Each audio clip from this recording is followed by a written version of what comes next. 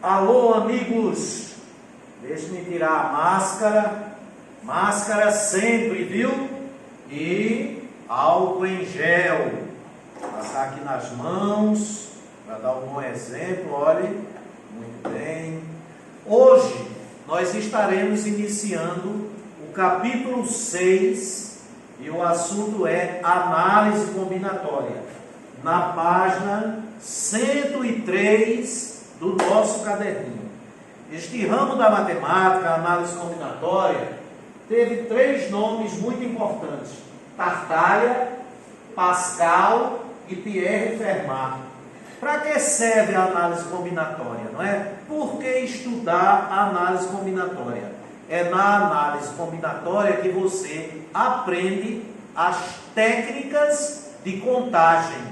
E se você vai contar a variável, aquilo sobre o qual você faz a contagem, aquilo que você conta é uma variável quantitativa discreta. Então, você só utiliza números naturais.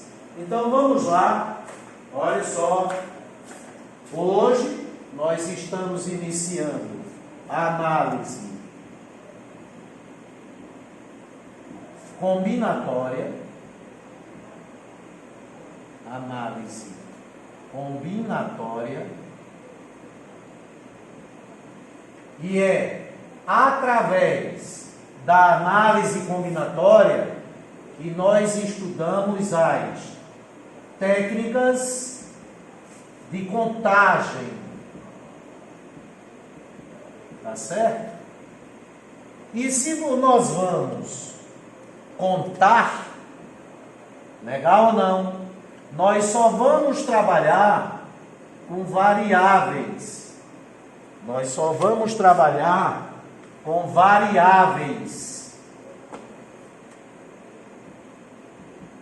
Variáveis quantitativas,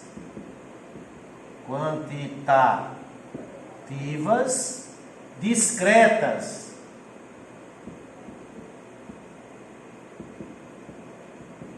Legal ou não? E se nós só vamos trabalhar com variáveis quantitativas discretas, nessas contagens nós só vamos utilizar números naturais. Nós nunca, numa questão de análise combinatória, iremos utilizar números reais que não sejam naturais.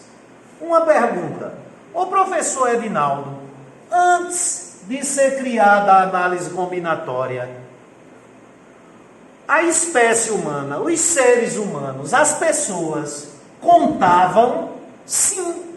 Até porque, veja, na sua vida, a análise combinatória só começa a fazer parte dela a partir do ensino médio. Mais precisamente a partir do 2º ano do ensino médio. E nas séries precedentes, em toda a sua vida pretérita, antes do ensino médio, você contava. Mas como é que se processavam as contagens sem utilizar a análise combinatória? Afinal de contas, é através da análise combinatória que se aprende as técnicas de contagem. A contagem, quando é feita sem análise combinatória, ela é feita de um modo rudimentar, de um modo empírico, sem a utilização de técnicas. Isso faz com que as contagens não sejam precisas, não sejam rápidas, até porque quando uma pessoa vai contar e não conhece a análise combinatória, ela só pode contar aquilo que ela está vendo e contar de um por um, tá certo ou não? Já com a análise combinatória, com as técnicas de contagem, você vai estar habilitado a contar sem ver e não precisa contar de um por um. Você pode processar essa contagem de uma maneira bem mais rápida. A primeira técnica de contagem é chamada de princípio. princípio fundamental da contagem, que a partir de agora nós vamos utilizar a sigla PFC, princípio fundamental da contagem. E esse princípio fundamental da contagem, ele tem como precursor o diagrama da árvore de possibilidades. Ou seja, foi através do diagrama da árvore de possibilidades que se pôde, de um modo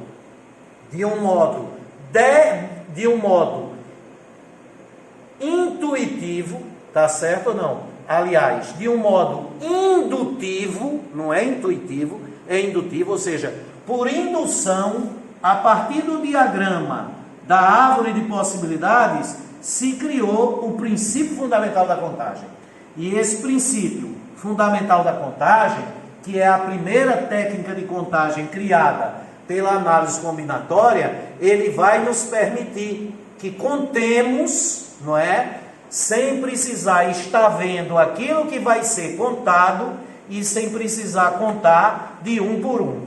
Vamos então compreender esse diagrama da árvore de possibilidades, pois ele é a origem, ele é a raiz, é nele onde se basearam os matemáticos para criar o princípio fundamental da contagem.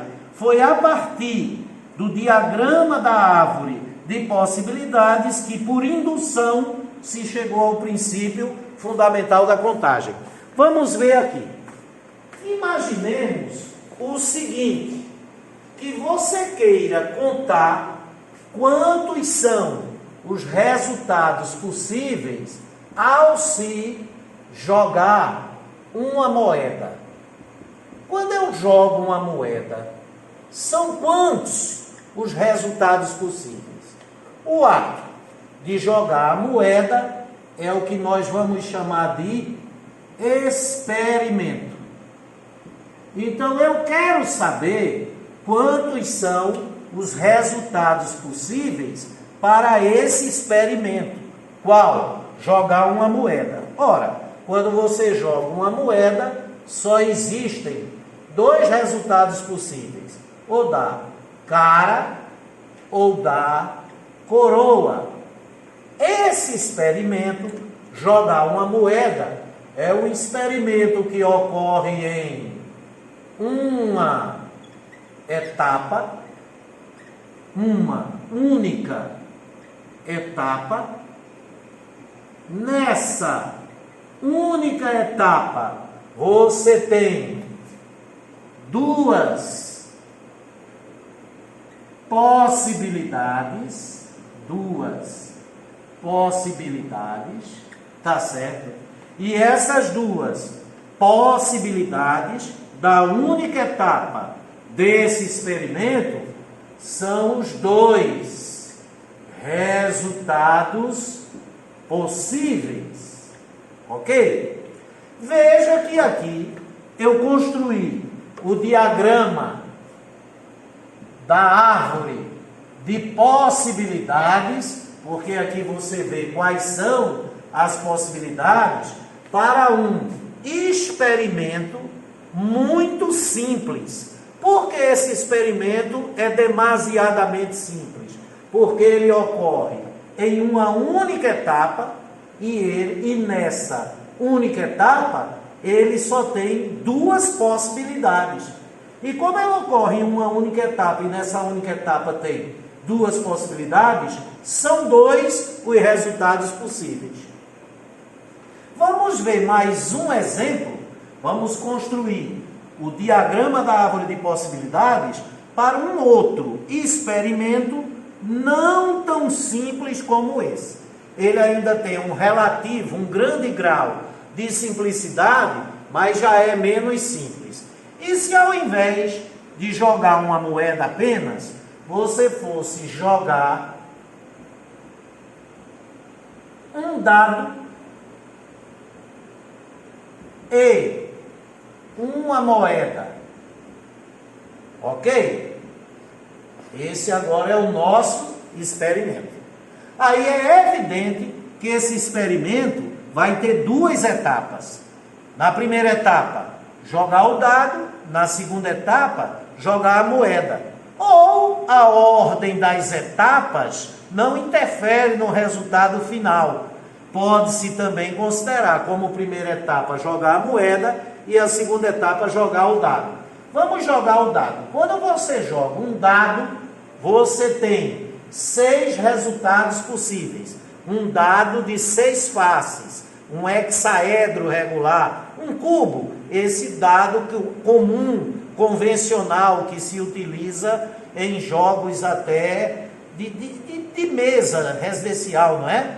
Tá certo? Então, quando você joga um dado, os resultados possíveis são ou dá 1, ou dá 2, ou dá 3, ou dá 4, ou dá 5, ou dá 6. Então, essa é a primeira etapa,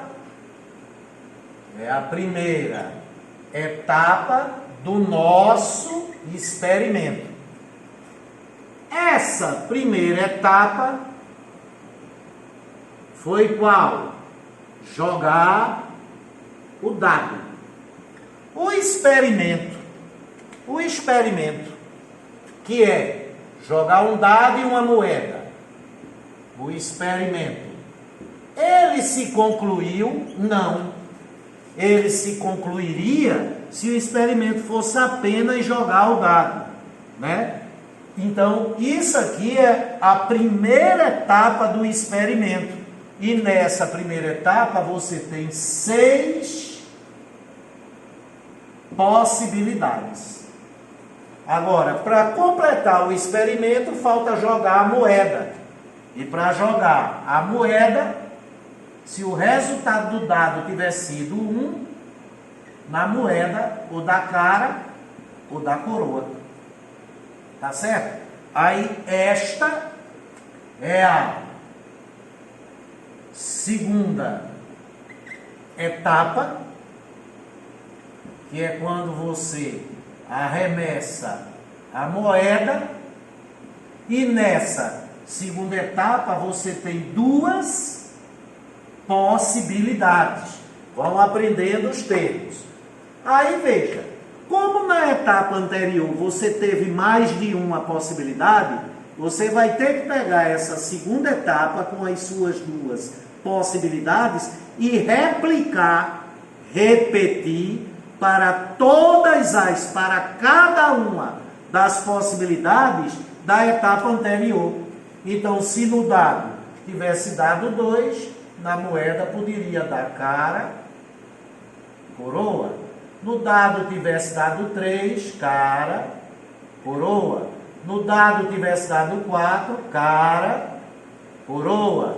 No dado tivesse dado 5, cara, coroa. No dado tivesse dado 6, cara, coroa. E aqui estão todos os resultados possíveis. Que são quantos?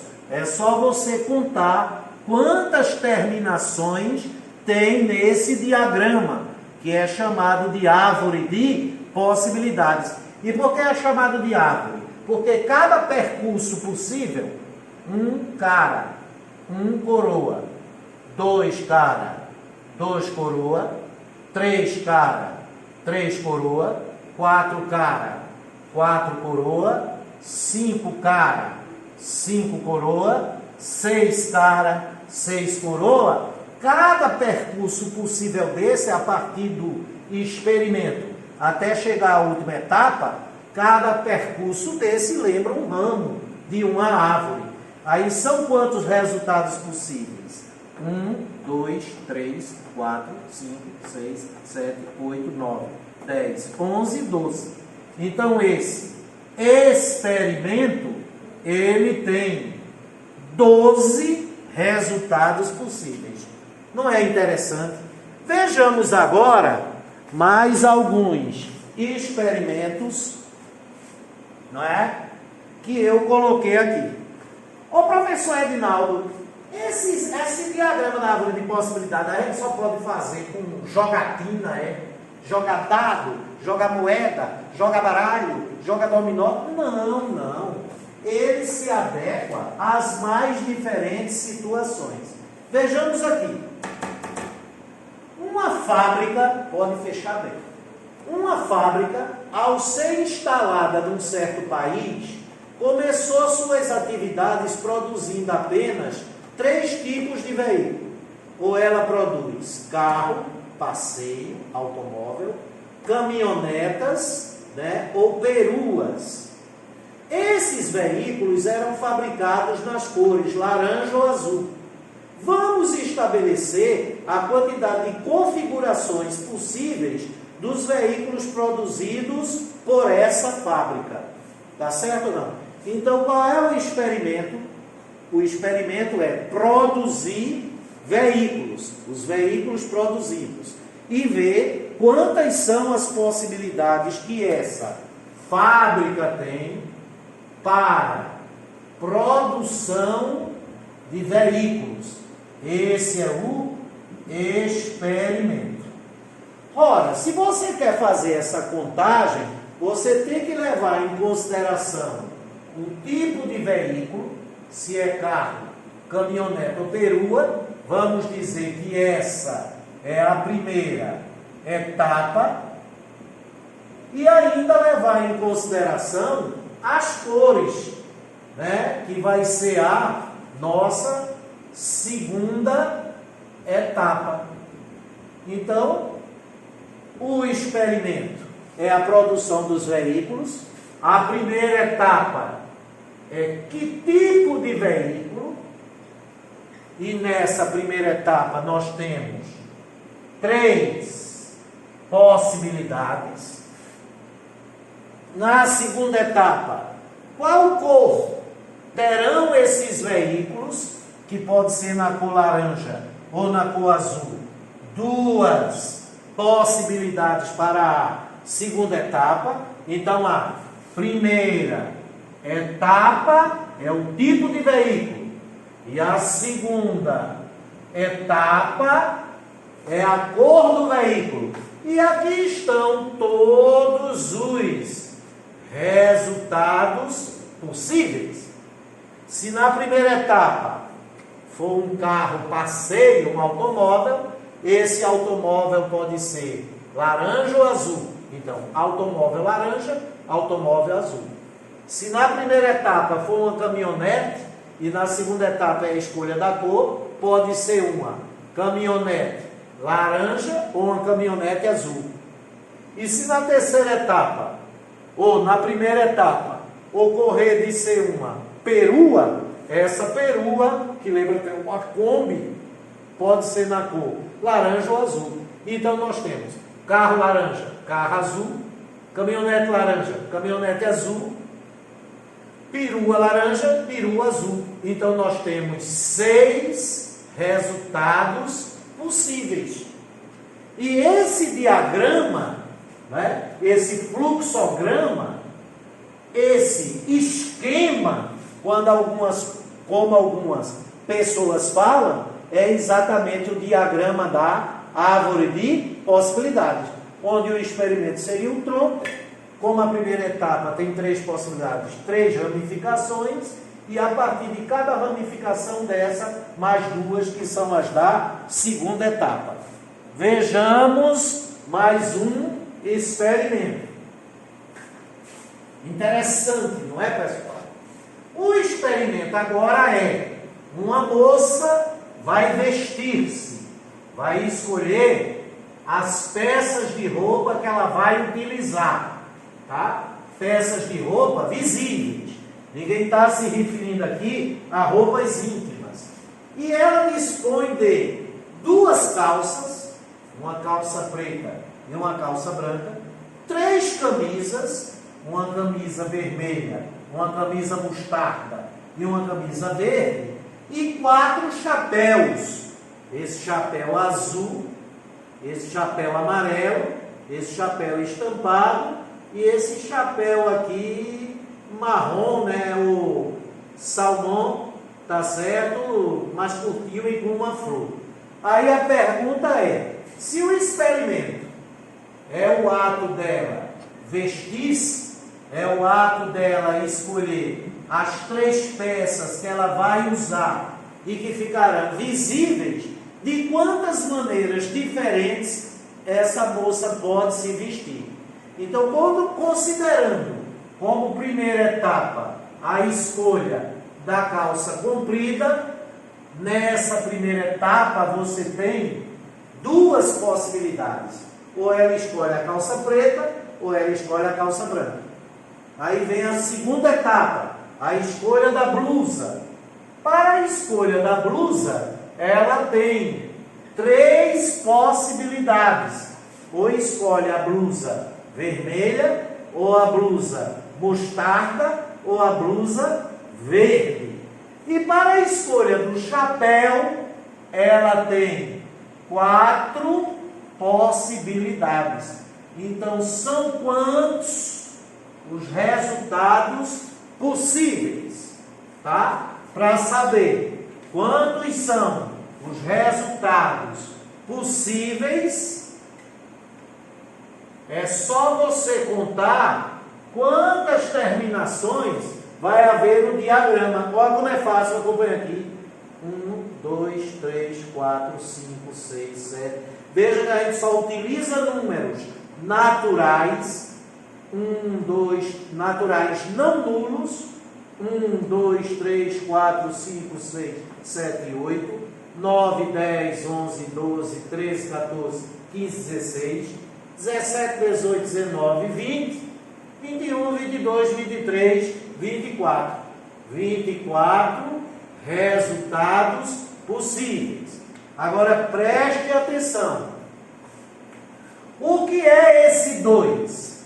Esse 2 é a quantidade de possibilidades da primeira etapa. Ok? O que é esse 3? Esse 3 é a quantidade de possibilidades do experimento? Não. 3 é a quantidade de possibilidades da segunda etapa. E o que é esse 4? Esse 4 é a quantidade de possibilidades da terceira etapa. Então, esse experimento, ele tem 1, 2, 3 etapas. Na primeira etapa, 2 possibilidades. Na segunda etapa, 3 possibilidades. Na terceira etapa, 4 possibilidades. As possibilidades são das etapas. E esse 24? 24 é a quantidade de resultados possíveis. Agora, o que é interessante? Esses resultados possíveis são resultados possíveis de quê? Do experimento. Então, esse experimento, o ato da moça vestir-se, o ato da moça escolher as 3 peças visíveis que ela vai utilizar, ele tem 24 resultados possíveis.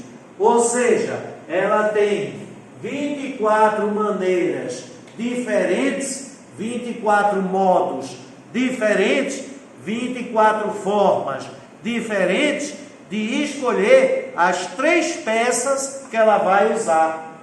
Ok? Então são 24 resultados possíveis para o experimento. Agora veja só. Olha aqui. Isso que eu acabei de mostrar a vocês é o diagrama da árvore de possibilidades.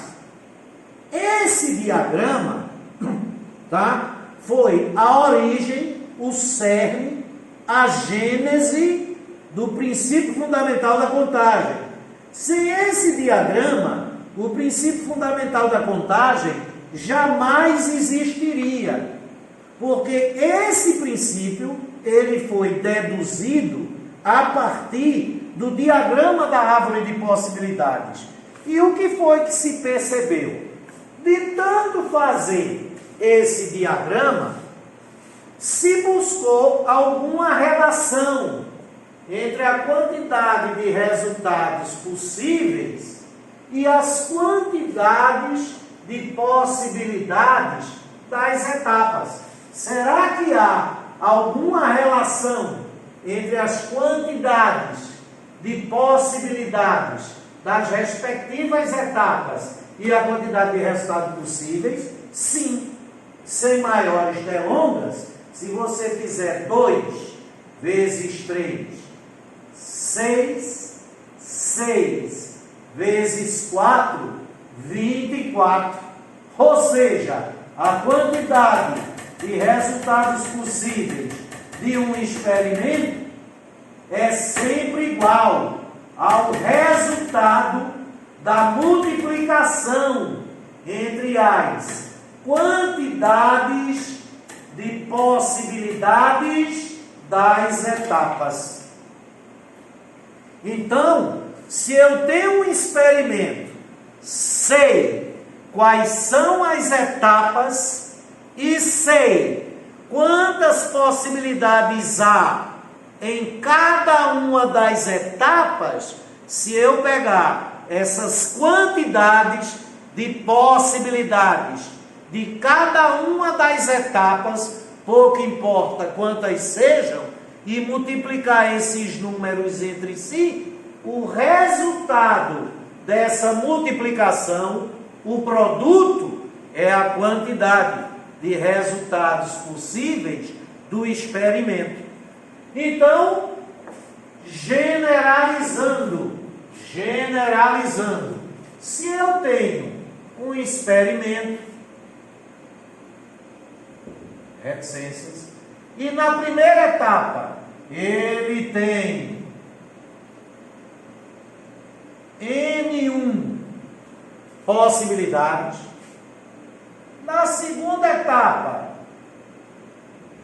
ele tem N2 possibilidades, na terceira etapa ele tem N3 possibilidades, numa quarta etapa ele tem N4 possibilidades, e assim sucessivamente até uma enésima etapa, onde ele teria N, índice N possibilidades. Então o número de resultados possíveis, que eu vou chamar de P, esse P é igual a N1 vezes N2 vezes N3 reticências vezes N índice N. Ou, para ficar mais didático, vamos fazer assim. Na primeira etapa, ele tem P índice 1 possibilidades, fica até melhor, fica mais didático. Na segunda etapa, P índice 2 possibilidades. Na terceira etapa, P índice 3 possibilidades. Na enésima etapa, P índice N possibilidades. E a quantidade de resultados possíveis for N, quantidade de resultados possíveis do experimento. Então esse N, a quantidade de resultados possíveis do experimento é igual a quantidade de possibilidades da primeira etapa, vezes a quantidade de possibilidades da segunda etapa, vezes a quantidade de possibilidades da terceira etapa, vezes reticências, vezes a quantidade de possibilidades da enésima etapa. Esse é o princípio fundamental da contagem. E veja que esse princípio é fundamental, é essencial. Sem ele não é possível. Então, em todos os problemas de contagem, em todas as técnicas de contagem, sempre que estivermos contando, utilizando técnicas, eu tenho que utilizar o princípio fundamental da contagem. Que maravilha, não é, pessoal? Sensacional! Vejamos agora, já que você está dominando o princípio fundamental da contagem, mais algumas ilustrações, né? Por sinal, o diagrama da árvore de possibilidades, ele tanto pode se apresentar no modo horizontal, que ele vai se expandindo horizontalmente, não é? Como ele também pode se apresentar no modo vertical, onde esse diagrama, onde a árvore de possibilidades vai se expandindo verticalmente. Nesse exemplo aqui, tá? Nós temos a seguinte situação. Uma pessoa vai até uma lanchonete onde são oferecidos 3 tipos de sanduíche com pães: hambúrguer, americano e cachorro quente. Existem essas 3 possibilidades, não é? Para comer esses sanduíches, ela pode fazer acompanhar de um refrigerante de lata ou de um suco de caixinha. E depois, como sobremesa, ela pode escolher um desses 4 tipos de cupcake. Pode ser um cupcake de baunilha, de chocolate, tá certo? Um cupcake com chantilly, tá certo? Botar um L para chantilly, ou um cupcake de morango. Então, se ela quer escolher um combo, um lanche completo, contendo essas 3 opções, na primeira etapa, escolheu o sanduíche. Tem 3 possibilidades. Na segunda etapa, escolheu o líquido. Ela tem 2 possibilidades. E para a sobremesa, o cupcake, ela tem 4 possibilidades de sabores. Então, de quantas maneiras ela pode formar o seu combo?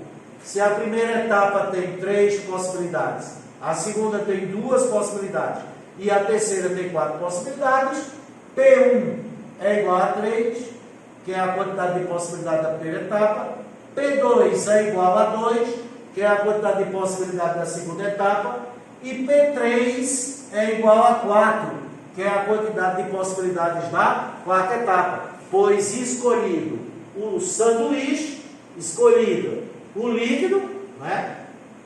E escolhido o cupcake, ela terá completado o seu combo. Por exemplo, esse combo aqui seria cachorro quente, refrigerante e cupcake de morango. Olha o caminho,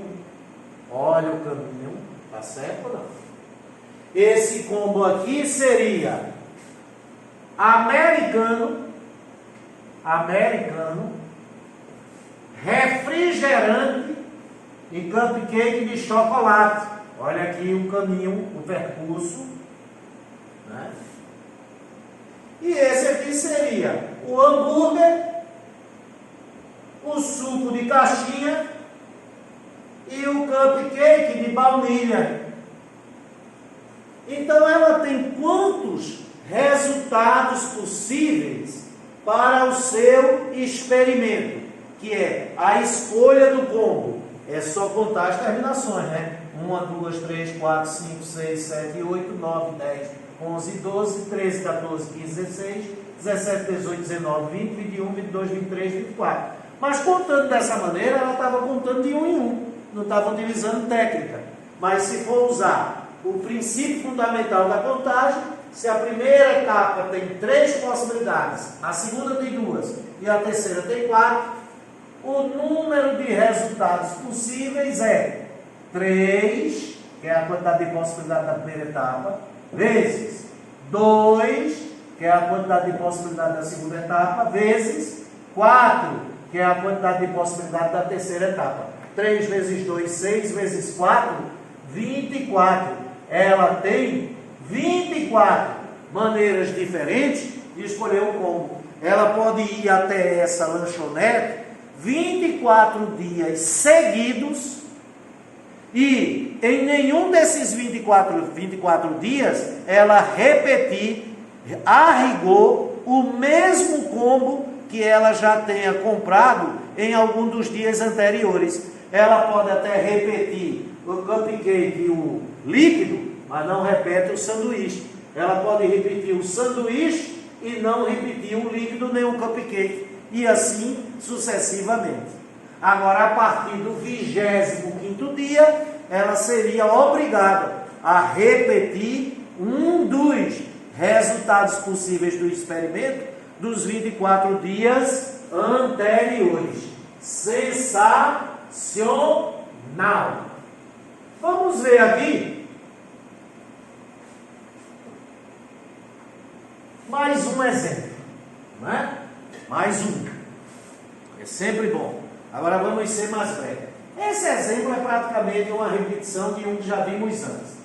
Uma moça, tem que ser moça, usar saia, né? Se fosse um kilt, podia até ser um homem, né? De origem nórdica, de origem escocesa.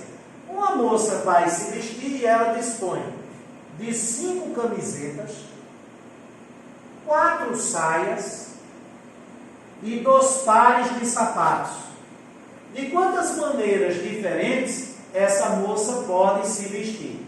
Se dentre as 5 camisetas ela vai escolher apenas uma, existem 5 possibilidades. Se dentre as 4 saias ela vai escolher uma, 4 possibilidades. Se dentre os 2 pares de sapato ela vai escolher apenas um par, ela tem 2 possibilidades. Escolhida a camiseta, a saia e o sapato, se completa o experimento. Então a quantidade de resultados possíveis é 5 vezes 4 vezes 2, 5 vezes 4, 20 vezes 2, 40. Então com 5 camisetas, 4 saias e 2 pares de sapato, uma moça pode vestir-se de 40 maneiras diferentes. Ela pode, depois que está vestida, fazer uma selfie. Então ela pode fazer 40 selfies vestida de maneira diferente, onde em algumas dessas selfies ela vai repetir uma das peças, as outras 2 não. Em outras selfies ela repete 2 das 3 peças, mas não repete a terceira. Ou seja, em qualquer uma das 40 selfies ela sempre vai estar utilizando, não é? Ela sempre vai estar utilizando pelo menos uma peça diferente, chamando de peça o que é camiseta ou saia ou sapato. Sensacional! Ok.